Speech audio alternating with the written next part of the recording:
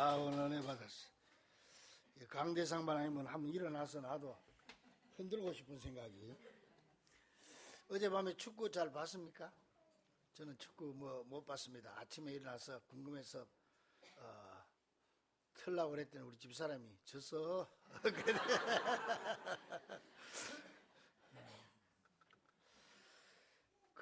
여러분 중결승까지 가서 그렇게 하면 대단한 겁니다, 여러분. 참 아주 우리 애들이 참 잘해요. 특히 우리 슛돌이 이강인이 골든볼 최고 선수에게 주는 상이거든. 그거 받았다고 하는 거는 정말 참 자랑할 만하지요. 축구하면은 저는 꼭 기억나는 게 70년대 독일 가서 분데스리가에서 뛰었던 그 차범근 선수가 생각이 납니다. 그때부터 아마 해외 문이 쭉 여기 열렸는데, 차범근 선수가 그 독일에서 뛸 때 그 유럽 사람들이 보고 세 가지를 놀랐다고요. 첫째 뭘 놀랐냐? 동양인이 저렇게 축구를 잘하냐? 그 놀랐고, 둘째는 축구 선수가 대학교를 나왔다는 게 놀랐어요. 그쪽 사람들은 뭐 축구 어릴 때부터 축구만 하니까 대학을 안 나오거든. 근데 대학 나온 거 놀랐고, 셋째는 대학 나온 사람이 영어를 한마디도 못하는 거야. 그걸 놀랐다고 그래. 자, 우리 지금은 성령 시대, 교회 시대 살고 있습니다. 구약은 성부 시대, 신약은 성자 시대, 지금은 성령 시대 혹은 교회 시대 살고 있습니다. 우리가 성령 받는 거는 단회적이다. 한 번 받으면 끝이다. 그런데 성령 충만은 계속적이다. 그랬죠. 그래서 우리의 믿음이 자동차와 같다면은, 자동차는 아무리 세차를 갖다 놔도 기름을 넣지 않으면 움직일 수 없는 것처럼, 믿음이 아무리 좋아도 성령 받지 않으면 움직일 수 없는 믿음이 되어버려. 그리고 또 이 기름이라고 하는 것은 한 번 넣어서 끝나는 게 아니고, 넣고 떨어지면 또 넣고 또 넣고 계속 넣어야 되는 것처럼, 성령도 받는 건 한 번 받으면 되지만 그 다음에 충만하려면은 계속 충전을 시켜줘야 성령 충만한 삶을 계속적으로 살 수 있다 그랬습니다. 자, 그러면 언제 우리에게 성령이 임하느냐? 지난주에 내가 4가지 말씀드렸습니다. 첫째는 열심히 기도할 때 성령이 임한다. 믿습니까? 열심히 기도해야 됩니다. 아무리 믿음이 좋다고 그래, 뭐 믿음 좋으면 기도 안 할 수 없지만, 스스로 믿음이 좋다고 착각을 하든지 또 뭐 성경을 많이 알아도 기도하지 않으면 성령 받을 수가, 성령 받긴 받았지만은 충만히 받을 수는 없는 것입니다. 그래서요, 자동차로 보면은 꼭 우리 옛날에 보면 목탄차라고 있었어요. 목탄차. 연세 많은 분들은 기억할 건데, 뒤에 추럭처럼 생겨가 뒤에다가 나무 떼가지고 가는 차가 있어요. 목탄차. 이 목탄차를 사람들은 삼신이라고 그래서, 첫째가 무슨 신이냐? 오르막 올라갈 때는 이게 힘이 없어 못 올라가, 사람들 내려서 밀고 가야 돼요. 그 오르막에는 덩신이야. 이게 또 내려막에는 또 그냥 너무 빨리 내려가서 내려막에는 귀신. 셋째, 운전수 망신. 그래서 새 망신, 새 신이다 그랬는데, 교회 다니면서 성령 충만히 받지 못하면 나는 이 목탄차하고 비슷하다고 생각해. 조금만 어려움이 있어도 그냥 믿음이 들쭉날쭉하고 교회 나왔다 안 나왔다 그래요. 오르막에는 덩신이야. 덩신 같은 교인이 돼. 또 그냥 뭐 좀 좋으면은 그냥 또 너무 나가 또. 그래서 그러면서 본인이 망신을 당해. 신앙적으로 얼마나 부끄러운 일입니까? 일률적이지 못하고. 그래서 우리가 항상 기도해서 정말 성령 충만함을 유지해야 되는데, 그게 방법이 첫째 기도하는 거고, 그 다음에 둘째는 내 죄를 철저히 회개할 때 성령이 임한다.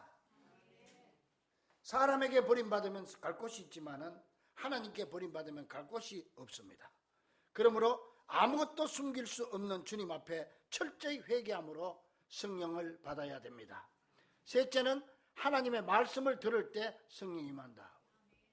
그래서 신령과 진정으로 예배할지니라.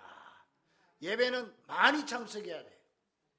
그리고 일주일에 한 번보다 2번이 훨씬 낫고, 2번보다 3번이 낫고, 매일 참석하면 더 좋고, 많이 듣고 많이 참석하고, 또 설교를 말씀을 들을 때 다 새겨들어야 돼. 그래야 성령이 임할 줄로 믿습니다. 그리고 마지막 넷째로 성령이 언제 임하냐? 주의 종이 안수할 때 성령이 임한다고 그랬습니다. 그래서 안수는 누구한테 받는 게, 안수 기도는 누구한테 받는 게 제일 좋다고 그랬죠? 담임 목사한테 안수 받아야 됩니다. 다른 데 또 안수 받지 말고 아무 데나 또 그냥 들이밀지 말고, 잘못하면 큰일 납니다. 그리고 담임 목사가 인정한 목사에게 안수 기도 받아야 돼요. 그런다고 해서 또 감기 들어가지고 또 안수 기도 받는다고 쫓아오지 말고. 자, 그래서 하여튼 성령 받아야 되고. 자, 이렇게 해서 성령 받게 되면 세 가지가 나타난다 그랬죠. 성령의 역사 세 가지. 첫째는 따라합니다. 거듭나게 하신다. 둘째는 자라게 하신다. 셋째는 열매 맺게 하신다. 요 3단계입니다. 성령을 처음 받으면은 어린아이가 태어나는 것처럼 거듭난다고 사람 노릇 못하지. 자라야지. 그 둘째 자라는 역사. 셋째는 자라기만 하면 됩니까? 열매를 맺어야지. 열매 맺는 역사. 그래서 지난 주일은 1단계 거듭난 단계를 말씀드렸어요. 여러분들에게. 그리고 오늘은 자라는 단계, 2단계. 이게 성령의 능력의 단계예요. 그리고 다음 주일은 3단계로 열매 맺는 것. 어떤 열매를 어떻게 맺어야 되느냐. 그리고 그 다음 주일은 성령의 보너스, 성령의 은사.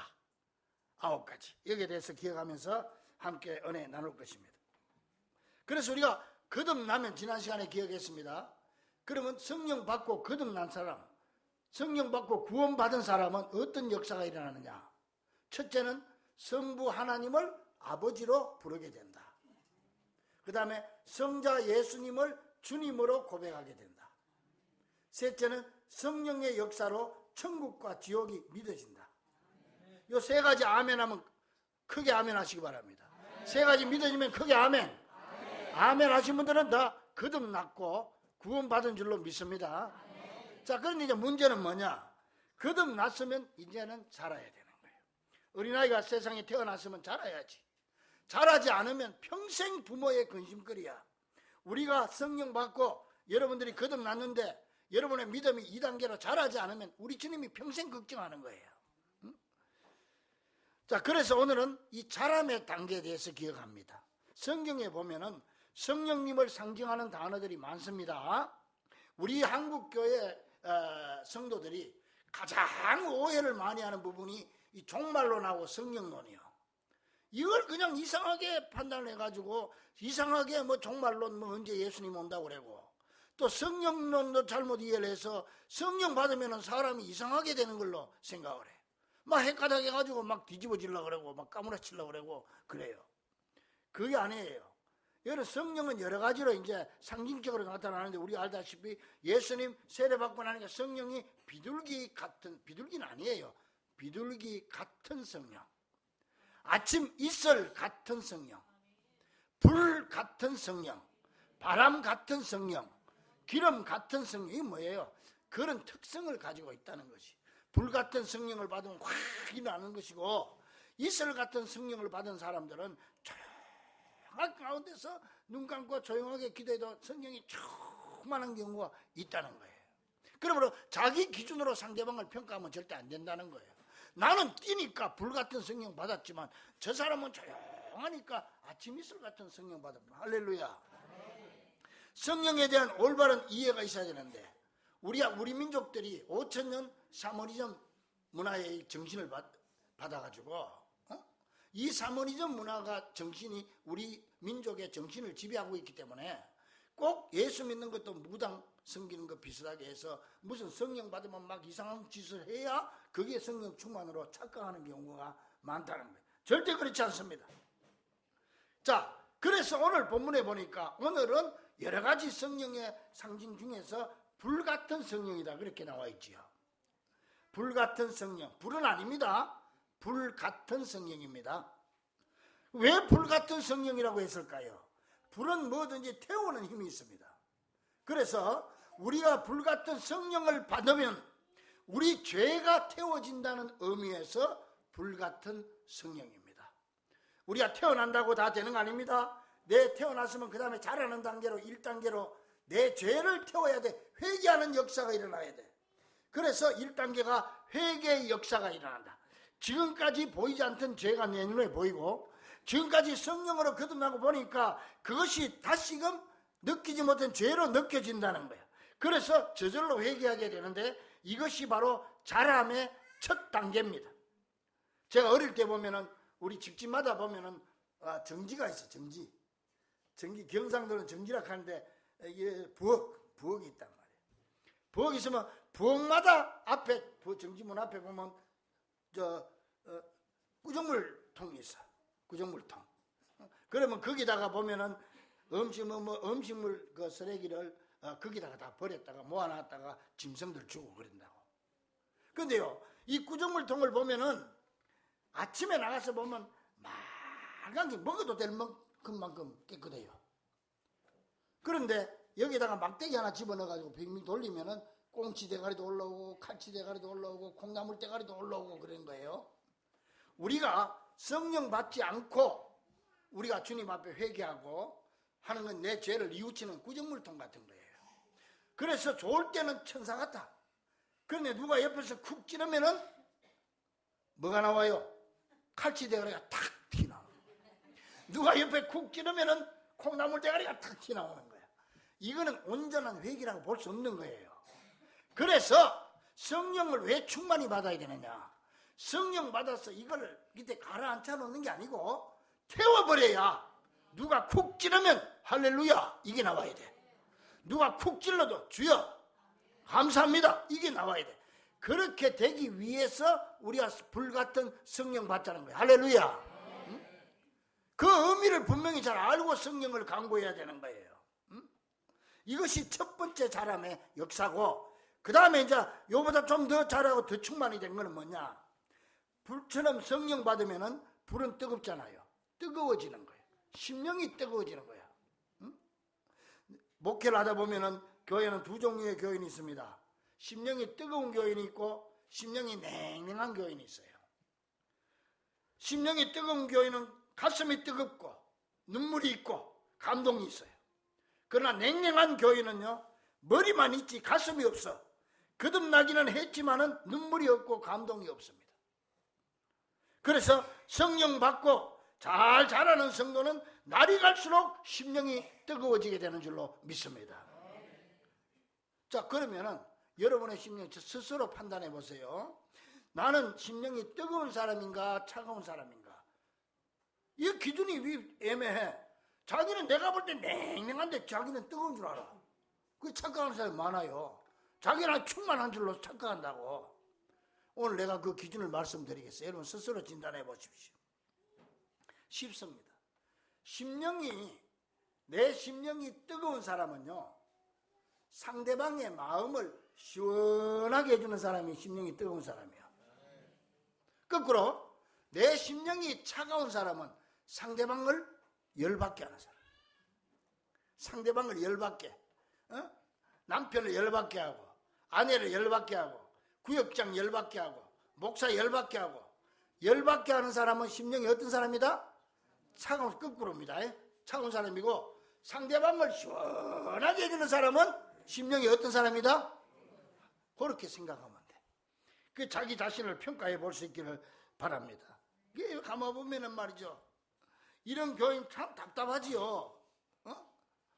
이 상대방을 깝깝하게 하는 거야, 열받게 하는 거야. 어차피 할 거면서 뭘 부탁을 하면은 글쎄요, 잘 모르겠는데요, 어려울 것 같은데요. 그래놓고 또 자기 할 건 다 해요 또. 이 아주 습관이야 이거. 이 성령 받아가지고 성령 불같은 성령 받아가 확 뜨거워져야 돼. 할렐루야. 그래야 돼. 교구장이나 구역장이 자매님 지난주에 교회 못 왔던데 이번 주는 오셔야죠. 그러면은 어때? 냉랭한 사람은 어때요? 글쎄요, 가봐야 알겠는데요, 요즘 좀 힘든 일이 있었어요. 그러나 심령이 뜨거운 사람은 뭐라고 그래요? 예? 권사님, 집사님 가야지요.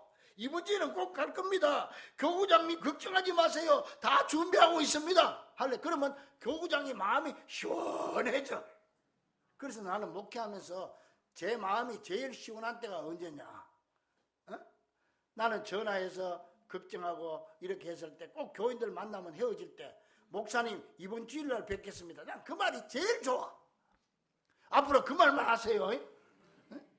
목사님 이번 수요일날 저녁에 뵙겠습니다. 오늘 저녁에 뵙겠습니다. 목사님 이번 주일날 뵙겠습니다. 나는 그 말이 제일 시원하더라. 시원해. 상대방을 시원하게 해줘야 돼. 이런 자가 바로 심령이 뜨거운 사람이에요. 서울 어느 교회였어요. 교회 건축을 하는데 우리도 그렇지만 막바지가 되니까 막 돈도 많이 들어가고 신경 쓸 게 많잖아요. 그게 자금줄이 끊어져 버리니까 이 집사님이 자기 공장을 담보로 해서 돈을 빼서 마무리 작업을 하는 거야. 마무리 작업을 하는데 공장을 담보해서 돈 뺀 지 일주일 만에 공장이 불이 나서 폭삭 다 타버렸어요. 아이고, 그러니까 목사가 막 답답하게 올라온 거야. 아이고, 저 사람 또 시험 들면 어떻게 하나. 교인들이 그 사람 다 그런 줄 아는데 교인들이 뭐라고 얘기할까? 현장에 뛰어가 보니까 소방차는 가버리고 연기만 푹푹 나는데 기가 막혀 답답한데, 아이고, 아니나 다를까 이 집사가 쫓아오더라. 쫓아와서 목사님 오셨어요? 대답도 못하고, 예. 아니 목사님, 하나님이 살아계시다면 이럴 수가 있습니까? 응? 내가 공장을 담보해서 교회를 지었는데 하나님이 이럴 수가 있습니까? 나는 이제 교회 끝입니다. 나는 이제 교회 안 갑니다. 뭐 이렇게 나올 줄 알았더니 그렇게 나올 줄 알고 딱 대기하고 있어. 그런데 뭐라 한지 아세요? 오더니 목사님, 하나님 은혜 감사합니다 이러는 거예요. 그 목사님 잘못 들은 줄 알고, 예? 그랬더니 하나님 은혜 감사합니다 그래. 그 목사님, 뭐가 감사한데? 그랬더니 목사님 생각해 보세요. 이거 담보로 잡히고 불났으니까 다행이지. 일주일 먼저 불났으면 어떻게 담보로 잡혀서 그걸 지었겠습니까? 할렐루야. 그러니까 실제로 그 목사님한테 얘기 들었는데 그 목사님이 실제로 그 소리 들으니까 이까지 찼던 게 쑥 내려가더라. 시원해지더래. 그 집사님이 성령 충만한 사람이에요. 할렐루야. 응? 여러분, 잠언 25장 13절에 보면은 충성된 자는 주인의 마음을 시원하게 해준다고 그랬어. 고린도전서 16장 18절에 보면은 스데바나는 바울의 마음을 시원하게 해줬다고 그랬어. 왜 우리가 불같은 성령을 바라고 불길 같은 주 성령 주십시오 그럽니까? 왜 성령 충만히 받아야 됩니까? 다른 사람의 마음을 시원하게 해주기 위해서, 내 심령이 뜨거워지기 위해서. 할렐루야. 그 다음 이거보다 좀 더 잘하면 3단계로는 뭔지 아세요? 설익은 신앙이 익어지게 되는 거야. 불에 들어가면 익는 거야. 불로 태우는 거야. 여러분, 그래서 불같은 성령 아니에요. 성령을 받아도요, 성령 받긴 받았지만은 이게 불같이 뜨겁게 역사 안 하는 사람은 익어지지 않은, 그래서 교회 안에서도 비린내만 나는 교인이 되는 거예요. 비린내만 풍겨요. 여러분, 사람은 나이가 들수록 늙지 말고 익어져야 될 줄로 믿습니다. 인격도 익어지고 성품도 좀 익어져야 돼. 응? 권사님들 그래서 똑똑한 권사님 되지 말고 은혜스러운 권사님 돼야 될 줄로 믿습니다. 저 권사님 진짜 은혜스럽다 이래야 되지. 저 권사님 똑똑하다 그건 그 기분 나쁜 소리예요. 그거. 장로님들도 똑똑한 장로님들 되지 말고 덕스러운 장로님 되기를 축원합니다. 그게 바로 성령 충만의 증거의 능력이에요. 그게 성령 충만의 능력이에요. 성령이 충만하면요, 세 가지가 달라지는데 오늘 본문 보니까 첫째는 듣는 귀가 달라진다고 했어요. 듣는 귀가 달라져. 2절에 보니까 호련히 하늘로부터 급하고 강한 바람 같은 소리가 있어. 들리는 소리가 달라져. 어? 지금까지는 세상 소리만 들렸지만은 이제부터는 영적인 소리가 들리기 시작하는 거예요. 또한 둘째로 성령 충만하면 보는 눈이 달라져. 3절에 마치 불의 이슬처럼 갈라지는 것들이 보여. 지금까지는 세상만 보았지만은 이제부터는 안 보이던 영적인 것이 보이게 되는 거예요. 셋째는 말하는 입이 달라져. 4절에 보니까 그들이 다 성령의 충만함을 받고 성령이 말하게 하심을 따라 다른 언어들로 말하기를 시작하니라. 인간적인 말에서 영적인 말로 바뀌게 된다는 거예요. 성령 충만하니까 첫째 뭐가 달라진다? 둘째 뭐가 달라진다? 둘째는 뭐가 달라진다? 눈이 달라진다. 셋째는 뭐가 달라진다? 말하는 입술이 달라지는 거예요. 이렇게 성령 충만함으로 설익은 신앙이 익어지는 귀한 성도들이 되기를 간절히 축원합니다. 자, 그러면 여기 또 이제 내가 설익은 신앙이냐, 또 이건 바싹 익은 신앙이냐 또 점검을 해봐야지. 여러분, 자기 스스로 점검할 때 이렇게 하면 돼요. 내가 신앙생활 할 때 나보다 잘난 사람이 보인다. 나보다 열심히 기도하는 권사님, 나보다 열심히 봉사하는 권사님, 나보다 충성하는 집사님, 나보다 더 열심히 하는 사람이 내 눈에 보이면 신앙이 익은 신앙이에요. 그래서 나도 저렇게 해야지, 나도 저 권사님처럼 해야지, 나도 저 집사님처럼 찬양대 한 번도 안 빠지고 잘 나와야지. 내보다 잘하는 사람이 보이면 내가 익은 신앙이에요. 근데 거꾸로 나보다 못한 사람이 보이면 나는 설익은 신앙이다. 아이고, 권사님도 새벽기도 안 나오던데 뭐, 집사님도 뭐 구역장도 저녁예배 안 나오던데 뭐, 이런 사람은 신앙이 아직 덜 익은 신앙이에요. 자기 스스로 판단하길 바랍니다. 나는 어떤 신앙인가. 자, 그 다음 단계 4단계로 쭉쭉 자라는 성도는 능력 있는 성도가 됩니다. 여러분, 성령의 능력을 오해하지 마세요. 아까 말씀드린 대로 이상한 짓 하는 거 아니에요. 성령 충만히 받으면 더 정신이 똑바라져. 제정신으로 예수 믿어야 됩니다. 제정신으로 성령 받아야 돼요. 이상한 소리 하고 말이에요. 우리 친구 목사 중에도 한 분은, 내가 우리 동기들 중에는 내가 굉장히 잘 나가는 사람 축에 들어가거든. 나처럼 부흥에, 세계적으로 부흥에 다니고 하는 동기들이 없어. 그런데 이게 친구가 동창이라 나 앞에서 폼을 딱 잡네. 그러면서 목이 이상한 소리를 내더라고.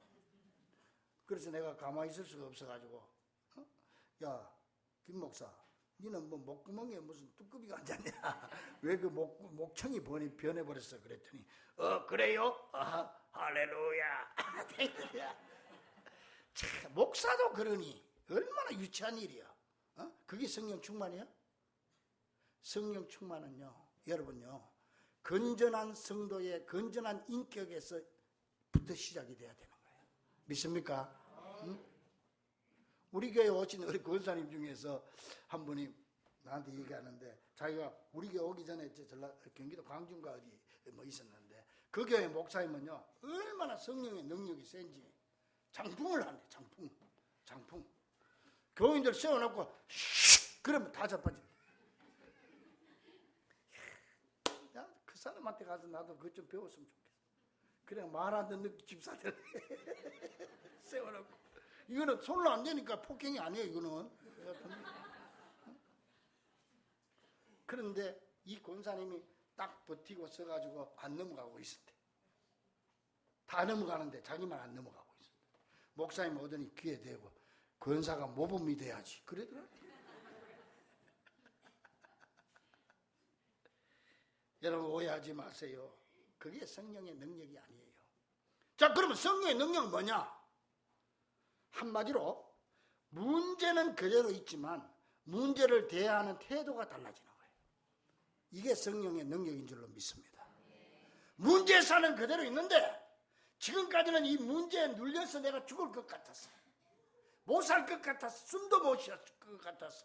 그런데 성령 충만히 받고 보니까 이제는 문제가 내 눈 아래에 있는 거야. 그래서 이제는 문제가 별거 아닌 것처럼 보이는 거야. 이건 내가 충분히 극복할 수 있다. 하나님의 은혜로 이건 충분히 해결할 수 있다. 할렐루야. 그래서 마음이 편안해지는 거예요. 그리고 하나님이 주시는 힘과 능력으로 충분히 또 극복해 갈 수 있게 되는 줄로 믿습니다. 이게 성령의 능력입니다.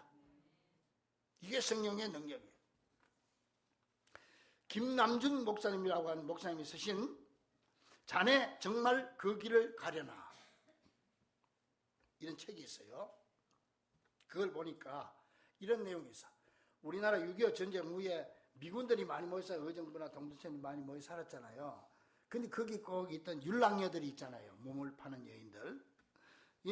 이 율랑녀들을 대상으로 선교하는 목사님인데, 이 사람들은 비록 몸을 팔아서 하는 처지지만은 그 사람들 중에는 교회 다니는 사람도 여럿이 있고, 근데 그들도요 자기 자신들의 지금 하는 일을 단지 직업일 뿐이라고 생각하기 때문에 교회에 나와서 신앙생활 하면서도 그 일을 계속한다는 거예요. 더 이해할 수 없는 것은 교회는 그들에게 세례를 주고, 또한 그들은 뭐 여전도회 임원이나 회장까지 하면서 연합회도 모임에도 참석하고 그런다는 거예요. 그런데 문제는 뭐냐?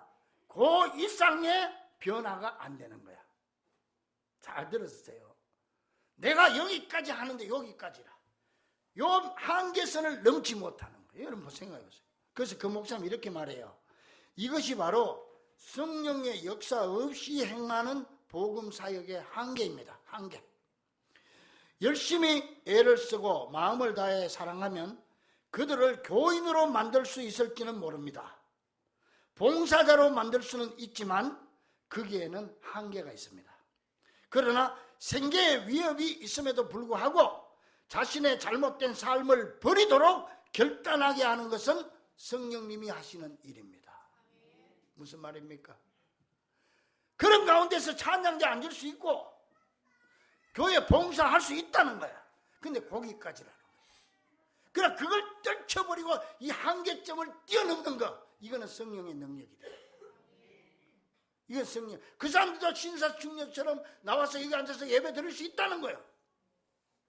그러나 그 단계를 뛰어넘는 거, 자기 하는 일을 뿌리치는 거, 믿습니다 하고 나가는 거, 이게 성령의 능력이다. 여러분, 오늘 이 능력 받는 여러분 되기를 주의 이름으로 간절히 축원합니다. 여러분이 뛰어넘지 못한 한계선이 뭡니까? 이것만은 안 되는 거 있습니까? 그거 안 돼도 충분히 몸을 팔면서도 나와서 찬양대학 여전도 회장 다 할 수 있다니까. 그러나 그 한계점을 뛰어넘는 것은 성령의 역사다는 거예요. 그게 바로 성령의 능력인 줄로 믿습니다. 그러므로 여러분들은 이미 성령을 받았으니, 그리고 거듭났으니 이제 더욱더 충만히 받아서 능력 있는 단계로까지 자랄 수 있기를 주의 이름으로 간절히 축원합니다. 그 다음 성령 충만의 마지막 5단계, 이거는 열매 맺는 단계인데 이거는 제가 다음 주일날 말씀드리겠습니다. 사랑하는 우리 중부가족들이요, 우리가 거듭났으면서도 자라지 않고 항상 어린아이 같은 신앙에 머물러 있다면 우리 아버지 하나님이 얼마나 염려가 크시겠습니까? 이제 자라야 합니다. 그러므로 우리는 이미 성령을 받은 자로서 거듭났으니 이제는 더 왕성하게 자라야 함을 기억하고, 자람의 1단계인 회개, 2단계인 심령의 뜨거움, 3단계인 익어지는 신앙, 4단계인 능력 있는 신앙으로 자라서 내 개인의 신앙의 한계를 힘차게 뛰어넘는 귀하고 복된 우리 성도들 되기를 주의 이름으로 간절히 축원합니다. 기도하겠습니다. 하나님 아버지 감사합니다. 부족한 저희들을 불러주시고 우리에게 성령을 주시어서 거듭나게 하심을 감사합니다. 이제 자라기를 원합니다. 쭉쭉 자라기를 원합니다. 아버지 하나님 함께하사 우리 성도들